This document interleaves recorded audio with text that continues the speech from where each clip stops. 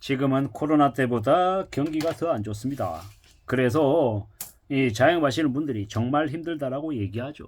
자영업을 해오고 있는데 이 다중채무를 지고 있는 이들이 너무도 많답니다. 월급쟁이는 월급이 매달 그 지정된 날짜에 꾸준히 나옵니다. 근데 자영업자들은요, 매출이 안 나와서 장사가 안 되고 하면 마이너스 나는 경우도 있죠. 자신들이 아무리 열심히 일하고 해도 손님들이 오지 않고 안 사 먹으면, 이용하지 않으면 그냥 답이 없다라는 겁니다. 그런 일들이 되게 많이 벌어진다라고 봐야 되겠습니다. 지금 자영업자들이 코로나 팬데믹 때 내던 대출 이자 금액보다 지금 다들 한 2배에서 3배 이상 올랐답니다. 그래서 부담이 매우 크다라고 하죠. 이런 충격적인 일들이 벌어지고 있는데도 사람들이 그다지 우려하거나 매우 심각하게 안 보고 있다는 게 현실입니다. 왜겠습니까? 그네들에게 큰 관심이 없는 겁니다. 왜요? 그것보다 자기들 먹고 사는 게 더 중요하니까요.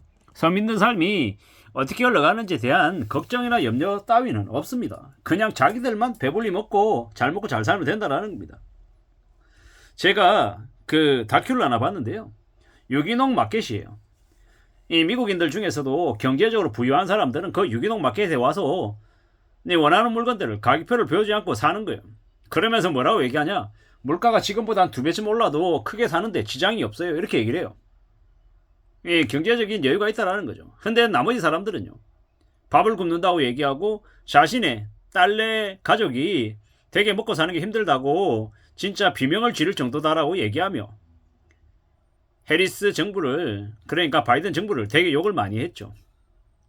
그러한 모습들이 저는 왠지 지금 현재 대한민국의 자영업자들의 모습하고 비슷하게 오버랩이 되는 것 같아서 마음이 좀 안 좋았습니다. 앞으로 우리네 삶도 서서히 침체되어 갈 것 같으니까요. 사람들이 옷도 안 사고 사치 소비도 안 하고 땡처리 시장도 폐업하고 매출은 반토막 나고 고정비는 늘어나는데 정말 답이 없다라고 얘기하죠.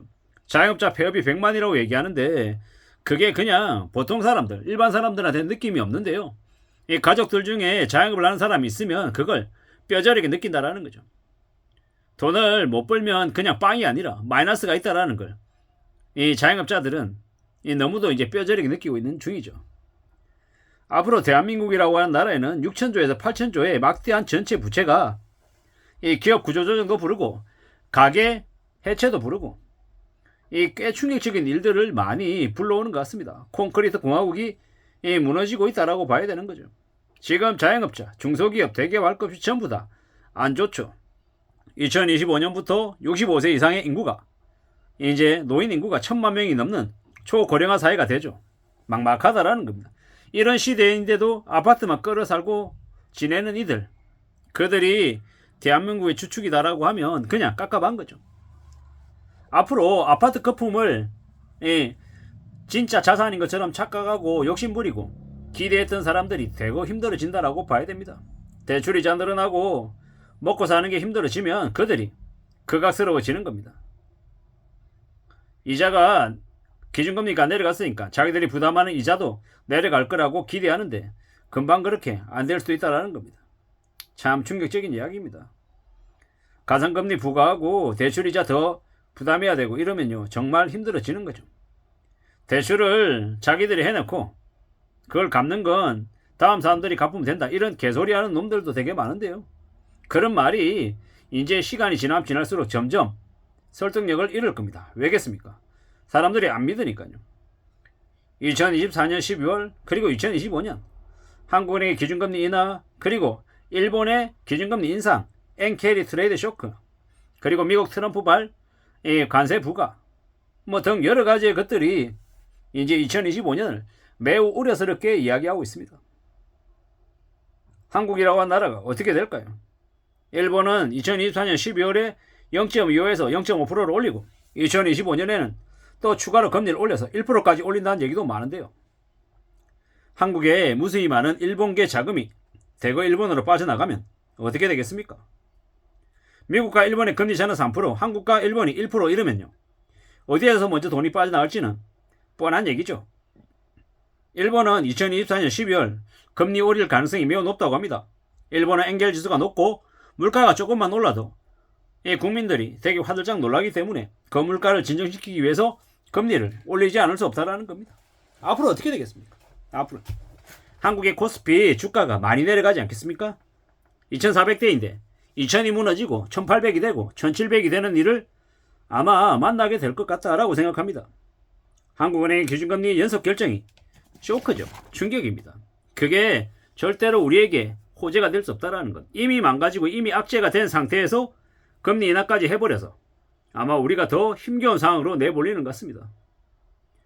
기획재정부가 다 벌려놓고 지금은 이장용한테 당근 이렇게 쥐어줬고 이장용을 되게 이 얼굴파리로 이 얼굴마담으로 쓰고 있는 게 지금의 정부 같습니다. 못 모르는 병신 같은 이장용이 앞에 나와가지고 기준금리 인하하고 저렇게 개소리하면서 국민들의 이 욕을 다 처먹고 있는 거죠. 앞으로 어떻게 되겠습니까? 2025년에 2.5%까지 기준금리 내릴 거고 내수도 엉망되고 부동산 피해부 연체 더 심해지고 정말 힘들어질 것 같습니다. 지금 대기업들이 유동성 확보에 살을 걸고 있고요. 부동산 시장의 악재는 심하고 지금 이미 빚을 낸 사람들이 겁이 때문에 되게 힘겨워하고 있는 상황인 것 같습니다. 대한민국이라고 하는 나라가 나만 잘 살면 되고 나라 꼴은 망하든지 어떤지 남들은 죽든지 뒤지든지 신경 안 쓴다. 이런 마음들이 되게 많은 것 같습니다. 이기적이고 개인주의적인 성향이 되게 많다라는 겁니다. 그러다 보니 보통의 사람들, 서민들의 삶이 되게 뒤흔들리는 거죠. 나라가, 정부가, 기업이 사람들을 챙겨주지 않고 되려 사기치고 뒤통치고 이용해 먹으니까 더 그런 일들이 과해지는 것 같습니다. 앞으로 우리는요 정말로 조심하고 살아가야 될 것 같습니다. 함부로 남을 믿어서도 안 되고 우리네 인생에 결말이 매우 잔혹할 수 있기 때문에 좀 조심하며 지내야 될 것 같습니다. 냉정하게 현실을 파악하고 인정하고 살아야 될 것이고요. 어둠이나 불평과 만날 수도 있기 때문에 좀 마음을 단단히 먹어야 될 것 같습니다. 생각지도 못한 충격이 더 우리를 괴롭힐 수도 있다는 겁니다. 우리는 어떻게 살아야 될까요? 참 많은 고민, 많은 생각들을 하게 됩니다. 최소한의 인간다운 삶을 살기 위해서는 어떻게 해야 되겠습니까? 돈이 있어야 됩니다.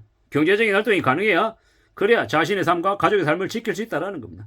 그게 더욱더 필요하다는 말씀을 드리고 싶습니다. 살아가는 우리의 현실이 그냥 홀 좋고 그냥 막연하게 인간다운 삶, 중산층 이렇게 얘기할 수 있는 게 아니다라는 겁니다. 대한민국이라고 하는 사회에서 중산층으로 보통의 사람으로 평범하게 살아간다는 게 참 쉽지 않은 것 같습니다. 그래서 더 조심하고 더 염려하고 더 대비하며 지내는 게 필요한 것 같습니다.